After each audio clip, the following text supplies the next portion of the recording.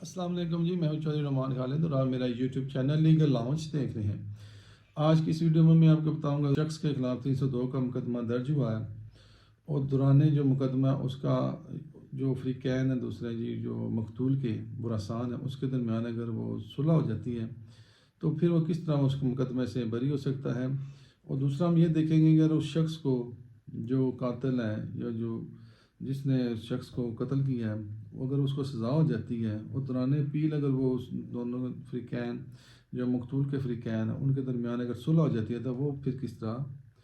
اس مقدمے سے بری ہوگا اور اس کا کیا طریقہ کار ہوگا۔ پہلی صورتحال میں یہ ہے کہ اگر مقدمہ چل رہا ہے اور اس دوران جو مدعی ہے جو مقتول کے ورثان ہیں، جو شخص فوت ہو گیا، جو جس شخص کو مرڈر کیا گیا اس کے ورثان ہیں، اگر ان کے درمیان اور جو ملزم ہے اس کے درمیان معاملات طے پا جاتے ہیں کہ ٹھیک ہے اس مقدمے سے اس کو بری کر دیا جائے تو وہ کس طرح ہوگا۔ تو اس میں سب سے پہلے اگر تو وہ شخص شادی شدہ تھا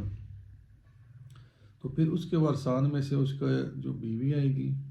اس کے جو والدین ہیں اگر وہ زندہ وہ آئیں گے، اور اس کے جو بچے ہوں گے وہ ہوں گے جی جو اس کے شرعی وارثان ہیں۔ تو اس طرح پہلی صورتحال تو یہ ہے کہ وہ سب کے بیان ہوں گے ٹھیک ہے جی ہم نے اس کو معاف کر دیا۔ تو اس میں دوسری صورتحال یہ ہوتی ہے اگر اس کے ماں باپ نہیں ہیں، کیونکہ ماں باپ ہر صورت میں جو ہے وہ مقتول ہیں اس کے وارثان ہیں، تو اگر وہ جو تب شخص وہ شادی شدہ نہیں تھا، غیر شادی شدہ تھا، تو ایسی صورت میں والد والدہ کے علاوہ جو اس کے بہن بھائی بھی ہیں وہ بھی اس کے وارثان ہوں گے، تو ان تمام کے بیانات بھی ہوں گے۔ اب ایک اور چیز جو اس میں ہے کہ اگر وہ جو شخص ہے جس کے ساتھ رضی نامہ ہوا ہے اگر اس کو سزا ہو گئی ہو تو پھر وہ اس میں کس طرح رضی نامہ ہوگا۔ اس میں اگر ہائی کورٹ میں اس کا کیس چل رہا ہے یا سپریم کورٹ میں کیس چل رہا ہے تو پھر وہاں پہ پہلے ان کے تمام جو وارثان ان کے بیانات ہوں گے، وہ ایفیڈیوٹ وغیرہ دیں گے ٹھیک ہے جی ہمارا اس کے درمیان رضی نامہ ہو گیا ہے تو اس طرح اس کو مقدمہ سے بری کر دیا، ہمیں کوئی اعتراض نہیں۔ اس کے بعد پھر جو وہ متعلقہ ہائی کورٹ یا سپریم کورٹ ہے پھر وہ کیس کو دوبارہ جو سیشن کورٹ ہے وہاں پہ بھیج دیتے ہیں، وہاں پہ وہ جو تمام فریقین ہیں جو اس کے شرعی وارثان ہیں پھر عدالت وہ باقاعدہ حکم دیتی ہے کہ ان کے تمام جو وارثان اس کے جو ہے ان کو وہاں پہ وہ کورٹ آف سیشن میں جس عدالت نے ان کا فیصلہ کیا ہوتا ہے وہاں پہ وہ پیش ہوتے ہیں، ان کے بیانات قلم بند ہوتے ہیں۔ تو اس میں یہ ہوتا ہے کہ اگر تو وہ شخص غیر شادی شدہ تھا تو پھر تو اس کے ماں باپ اور بہن بھائی اس کے جو وارث ہوں گے ان تمام کے بیانات ہوں گے اور اس میں وہ پھر اپنا بیان دیں گے ٹھیک ہے جی اس شخص کے ساتھ ہماری صلح ہو گئی ہے، تو اس میں پھر دیت کا بھی مسئلہ ہوتا ہے کہ اس میں یا تو وہ کہیں گے ہم نے اتنی دیت ان سے وصول کر لی ہے یا پھر ہم نے دیت کر دی ہے، ان کو معاف کر دیا۔ تو جو مین چیز جو میں کئی دفعہ ایشو یہ دیکھنے میں آیا کہ وہ جو شخص جو شادی شدہ ہوتا ہے اس کا مرڈر ہوا ہے، اس کے بیوی بچے بھی ہیں اور جو ہیں وہ مائنرز بچے بھی ہیں اس کے،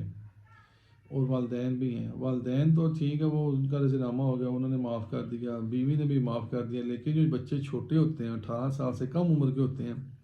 تو اس میں پھر یہ پوزیشن دیکھنے میں یا یہ مسئلہ درپیش آتا ہے کیونکہ وہ تو تھرو جو اپنے والدہ کے، کیونکہ وہ اڈلٹ تو ہوتے نہیں، وہ اپنی مرضی تو کر نہیں سکتے، تو اس میں پھر یہ دیکھنے میں آتا ہے کہ جو بچے ہیں پھر ان کی جو دیت بنتی ہے جس حساب سے ان کا شرعی حصہ بنتا ہے اس میں جو دیت ہوتی ہے اس میں پھر کورٹ آرڈر کرتی ہے کہ ان کے نام پہ یا تو کوئی پراپرٹی وغیرہ ہے وہ ان کے نام پہ ٹرانسفر کر دیں،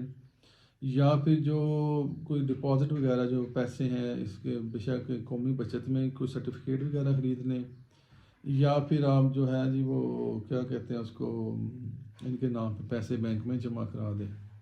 تو یہ جو 302 ہوتی ہے نا جی یہ اس صورت میں قابل رضی نامہ ہے۔ جب اگر 302 بی میں سزا دی جائے کہ وہ قابل رضی نامہ ہے تو اس میں آپ راضی نامہ کر سکتے ہیں۔ اس کے بعد باقاعدہ سے ان کے بیانات ہوں گے، پھر وہ سارے بیانات قلم بند ہو کے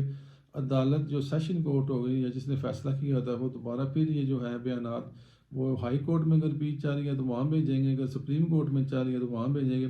اس کے بعد پھر جو جس کورٹ کے سامنے وہ کیس فکس ہوتا ہے، ہائی کورٹ ہے یا سپریم کورٹ ہے، اس کے بعد پھر وہ اس چیز کے اوپر فیصلہ کر دیتے ہیں ٹھیک ہے جی، اگر تمام وہ سیٹسفائیڈ ہوتے ہیں کہ جی ٹھیک ہے تمام شرعی وارثان ان کو معاف کر دیے، اور جتنے بھی جو مائنرز بچے تھے ان کا جو حصہ بنتا تھا دیت میں وہ بھی ان کو مل چکا ہے، یا ان کے نام ٹرانسفر پراپرٹی ہو گئی ہے، یا پھر ان کو بینک میں جمع ان کے نام پہ کوئی رقم ڈپازٹ کر دی گئی ہے، تو تو ایسی صورت میں پھر وہ شخص بری ہو جاتا ہے۔ امید ہے آپ کو آج کی یہ ویڈیو پسند آئی ہوگی، اگر پسند آئی ہو تو کائنڈلی لائک کیجیے گا، سبسکرائب کیجیے گا اور شیئر کر دیجیے گا۔ بہت شکریہ۔